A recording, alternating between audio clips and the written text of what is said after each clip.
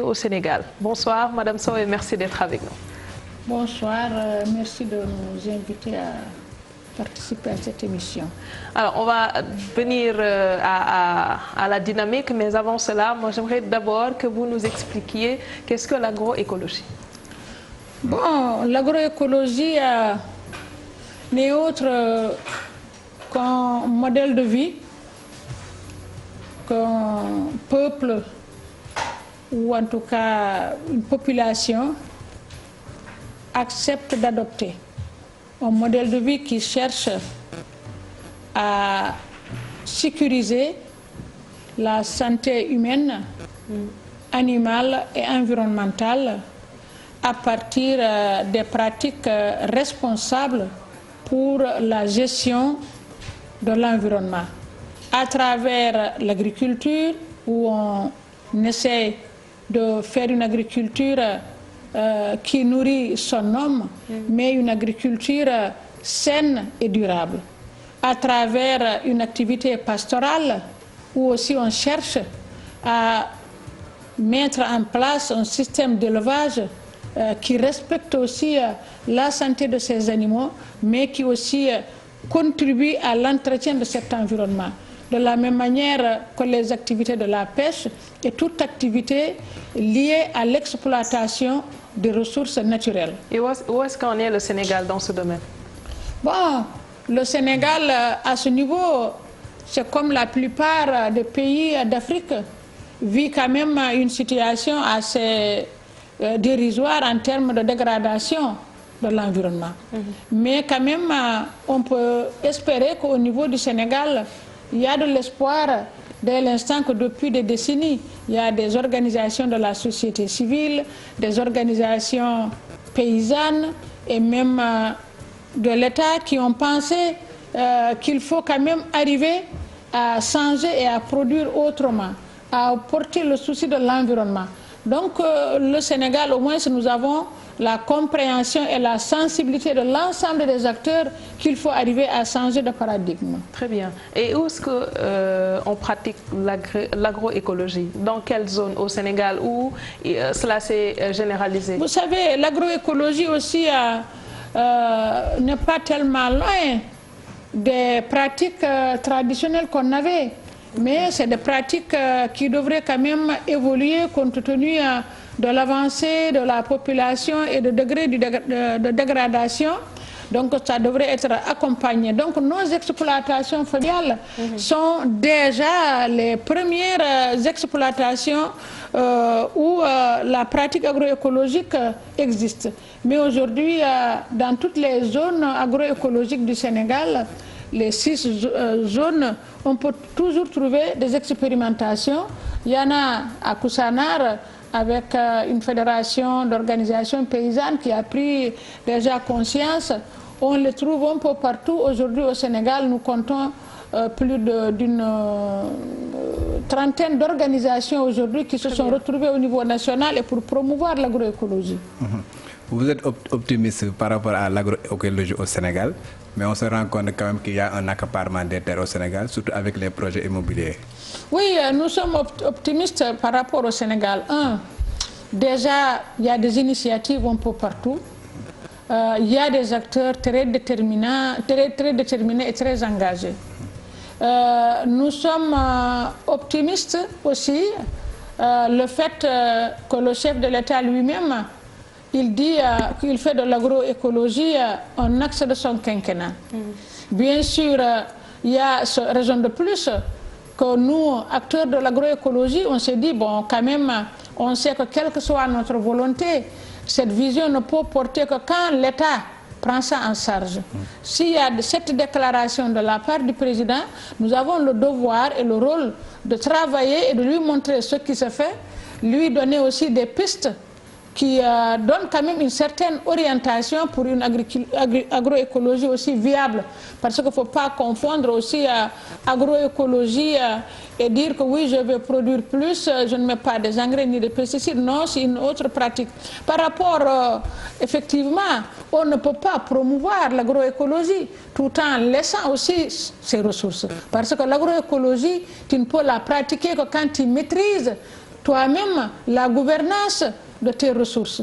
Et les ressources principales, c'est le foncier, mais c'est l'eau.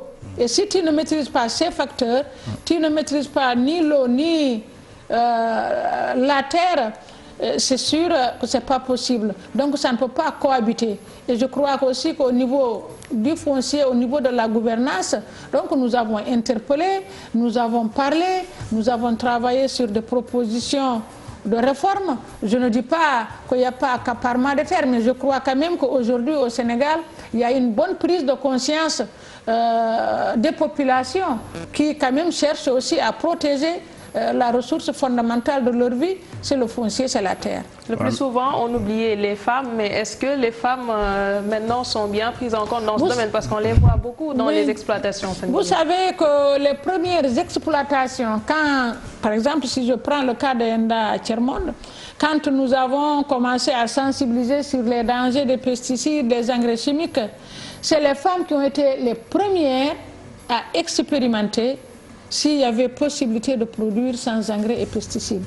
Mais c'est sûr, quand elles ont commencé ces expérimentations, il y a eu ce problème foncier, parce que l'agroécologie aussi, c'est un investissement en termes de matière organique, en termes d'arbres. Et si tu n'es pas propriétaire du foncier, c'est sûr que tu vas partir.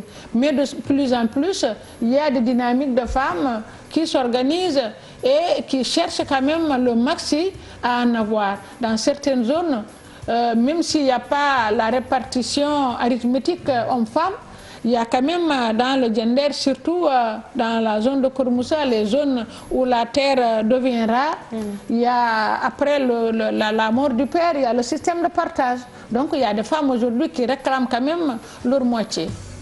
Mais parce qu'aujourd'hui, si j'ai posé la question tout à l'heure, on se rend compte au Sénégal quand même qu'il y a un accaparement des terres qui est effectué par des investisseurs étrangers. Parce que quand même, il y a beaucoup de terres arables au Sénégal qui sont gérées par des investisseurs privés. Bien sûr, nous savons qu'il y a un accaparement de terres. Et face à cet accaparement de terres, au niveau de la société civile, de la même manière que nous nous sommes organisés en tant qu'acteurs agroécologiques au Sénégal, les organisations paysannes, les élus locaux, le réseau des maires écologistes, académies de sciences, les consommateurs et le réseau national des femmes rurales. Donc toutes ces organisations-là qui s'organisent aujourd'hui autour de la DITAS, la dynamique sur la transition agroécologique au Sénégal, il y a eu un même cadre quand ce phénomène d'accaparement de terre a commencé. Des organisations paysannes, le CNCR, ENDA, la Fédération des producteurs bioécologistes et toutes les ONG au niveau national se sont retrouvées dans un cadre qui s'appelle le CRAFS, cadre de réflexion et d'action sur le foncier. Donc quand il a fallu dire non, nous avons appuyé les communautés locales à dire non par rapport à ce phénomène-là. Mais en même temps aussi, nous avons travaillé ensemble avec ces communautés pour donner des contributions quand le professeur Souran a démarré la réforme foncière. Et toutes ces contributions ont fait l'objet de documents qui a été remis au président pour montrer quand même comment arriver à gouverner cette terre pour sécuriser les générations futures. Certes, le document n'a pas encore eu de suite, mais je crois que aussi l'agroécologie constitue une opportunité pour interpeller. Donc je ne dis pas que l'accaparement de terre s'est arrêté, mais au moins il y a une compréhension des acteurs. Et cet accaparement de terre, il y a les multinationales, mais il y a aussi quelquefois c'est certains élus locaux, quelquefois aussi même c'est certains paysans aussi qui le font.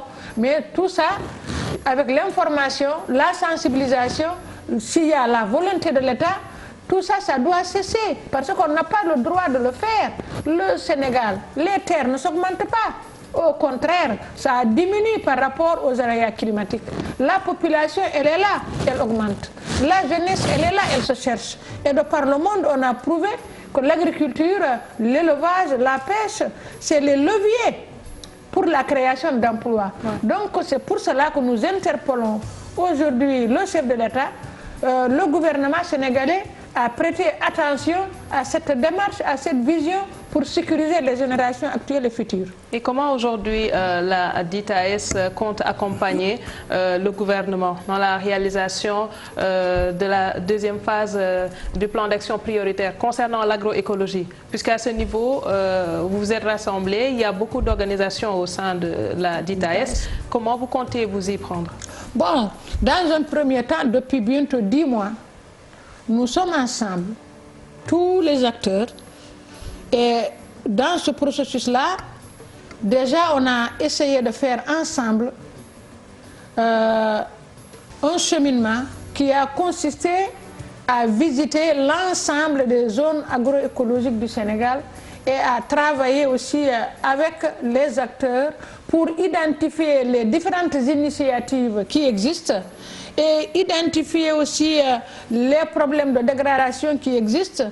Donc, et en même temps aussi essayer de formuler un document de proposition ou de contribution que nous comptons remettre au gouvernement sénégalais, en l'occurrence le président. Et si on le lui remet, on solliciterait aussi avoir un cadre multi-acteurs de concertation avec les politiques nationales, donc les différents ministères qui sont quand même interpellés par cette situation agroécologique, l'agriculture, l'élevage, la pêche, l'environnement, la santé, l'éducation nationale, le ministère de recherche et de scientifique, parce que la recherche aussi a un rôle fondamental là-dedans, c'est d'avoir un cadre de concertation reconnu par l'État où on va discuter ensemble sur la base de ce document-là et aussi des programmes de l'État pour voir comment aller vers la mise en œuvre de ce programme-là. Et c'est sur 10 ans, sur 11 ans, sur 15 ans, ça dépend. En tout cas, c'est un processus, peut-être qu'on ne dit pas tout de suite on change, mais au moins on s'inscrit sur ce qui existe et voir comment l'État va mettre aussi les moyens à la disposition de ces agriculteurs-là pour tendre vers une agriculture saine et durable, pour tendre vers une gouvernance beaucoup plus juste par rapport à nos ressources naturelles, pour gérer l'équité entre l'agriculture, l'élevage, la pêche et un environnement sain. Il faut arriver aussi à retrouver nos arbres un peu partout. Voilà. Alors, est-ce qu'aujourd'hui, le Sénégal, avec l'agroécologie, peut atteindre la souveraineté alimentaire? Puisque pour ce qui est de l'autosuffisance en riz, on a vu que l'échéance a été repoussée à plusieurs reprises. Il y en a également pour d'autres légumes qu'aujourd'hui le Sénégal ambitionne de pouvoir atteindre l'autosuffisance alimentaire. Mais est-ce qu'avec l'agroécologie, ces problèmes-là pourraient être résolus? Bien sûr, les problèmes pourraient être résolus. Parce que l'agroécologie aussi, c'est une diversité de cultures. C'est arriver aussi à valoriser l'ensemble des activités rurales en démultipliant aussi les sources de revenus, en essayant aussi de veiller à la préservation de la biodiversité. Maintenant, supposons qu'on n'investit pas dans l'agroécologie pour aller vers une agriculture saine et durable pour la souveraineté alimentaire des générations futures et qu'on pense non, il faut tout déboiser, il faut produire plus. Certes, on aura une production, mais d'ici quelques années, d'ici 10 ans, où la terre ne pourra plus donner. Donc, il vaut mieux s'inscrire dans une logique vraiment d'amélioration des conditions de vie des populations et essayer d'aller à un rythme où le Sénégal nourrit le Sénégal. Donc où vraiment on développe une agriculture en valorisant l'ensemble des méthodes au niveau de la vallée du fleuve Sénégal par exemple. Il y a le fleuve Sénégal, dans l'île Amorphile par exemple, il y a le fleuve Sénégal, il y a le marigot de Douye, un affluent qui garde l'eau toute l'année. Il y a encore un deuxième affluent. Et entre affluent et affluent, c'est des milliers de terres. Donc aujourd'hui, si on organise un système de valorisation de toutes ces terres-là, plus la vallée de l'Anambé, mais c'est sûr que le Sénégal pourrait s'autosuffire en riz, s'autosuffire en légumes, mais avec une volonté aussi de conservation, une volonté d'organisation du marché, une volonté de planification selon les zones climatiques. il y a une zone qui produit à telle période, une autre zone pour produire quelque temps après, avec aussi des mécanismes de conservation. Mais si aussi on n'organise pas tout ça, chacun produit, les gens produisent en même temps, le marché n'est pas organisé, mais c'est sûr qu'on n'encourage pas. Donc c'est toute une démarche en termes de formation aussi. Si on veut aller vers l'autosuffisance alimentaire, il faut aussi former les acteurs. Il faut aussi que ces jeunes aujourd'hui qui sont à l'université, qu'on arrive à valoriser notre agriculture et qu'ils puissent aussi apprendre scientifiquement comment faire une agriculture qui respecte l'environnement mais qui génère aussi des ressources. Donc c'est une volonté politique et l'agroécologie s'est prouvé. Les exploitations familiales, c'est prouvé scientifiquement qu'elles peuvent répondre aux besoins alimentaires de nos populations. Bon, j'aimerais quand même poser une question parce que je pense que ENDA existe depuis 1972. Ouais. Mais j'ai vu que récemment vous avez lancé une initiative, ENDA TV. Ouais. Pourquoi vous avez senti la nécessité de lancer cette initiative-là? Est-ce à dire que les télévisions existantes ne prennent pas en compte vos préoccupations? Non, c'est pas dire que les télévisions ne prennent pas nos préoccupations. Mais vous savez, ENDA Tiers-Monde, c'est un réseau international. Donc nous sommes presque dans tous les continents. Et nous sommes des organisations où chaque organisation est autonome. Et chaque organisation aussi développe des choses. Et nous avons envie aussi d'échanger, de changer entre nous. Et comme aussi il y a les nouvelles technologies qui se développent, il y a des initiatives de ce genre, rien n'empêche à ENDA, à travers ce qu'il fait, à travers son expérience, l'expérience des autres, renforcer aussi la communication à tous les niveaux. Donc, par exemple, si on met ça, il y en a, c'est pas tout le monde qui a la télévision, c'est pas tout le monde qui a l'occasion de regarder aussi tout ce que ENDA dit ou d'écouter ce que ENDA fait à travers le monde. Mais si on a un système de communication avec les nouvelles technologies, partout où il existe, ENDA et les acteurs pourront aussi consulter, regarder. Et ce n'est que ça. Mais cela n'empêche pas que nous avons besoin aussi de nos télévisions nationales. La preuve en est que ENDA TV existe, mais je suis là avec vous, non? Bien sûr. Voilà. Alors on termine avec un dernier point. Demain démarre la 3e édition des journées de l'agroécologie. Qu'est-ce que vous attendez de ce cadre d'échange? Bon, demain, c'est le grand jour des journées agroécologiques au Sénégal.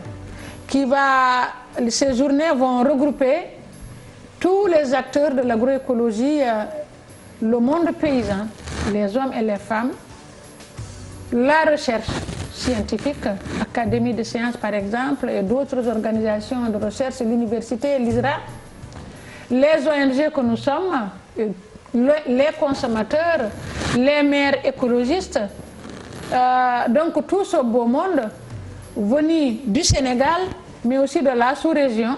Nous avons aussi, par exemple, le SILS qui est là. Nous avons aussi la coopération internationale qui est là. Donc, nous allons pendant 2 jours essayer d'examiner un peu le document qui a été conçu, d'échanger les expériences, de nous renforcer et de fournir sur la base de tout ça une déclaration que nous allons soumettre au président. Très bien. Plus notre document à la nuit. Maintenant, ce n'est pas la nuit, c'est le Takussan de l'agroécologie. Donc nous nous retrouvons ensemble avec le président. Il a donné son accord de principe et j'espère qu'il sera avec nous quand même pour une fois répondre à une société civile et des organisations paysannes qui ont travaillé sur un document et qui donnent une contribution à sa vision. Merci beaucoup, Mariam Sow, PCA d'ENDA Tiers-Monde. Merci également à Daouda Mine.